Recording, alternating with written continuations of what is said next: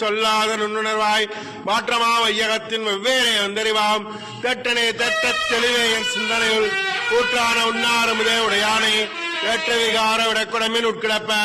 ஆற்றேயும் ஐய அரணேவோ என்றென்று போற்றி புகழ்ந்திருந்து வைகட்டு மெய்யானார் மீட்டெங்க வந்தே வினைவிரைவே சாராமே கள்ள புலக்கரம்பே கட்டளைக்க வல்லானே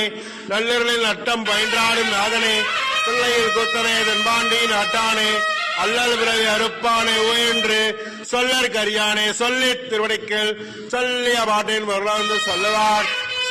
சோபுரத்தில் உள்ளார் சுடடிக்கல் கல்லோரும் எத்தப்பணிந்து திருச்சிற்றம்பலம்.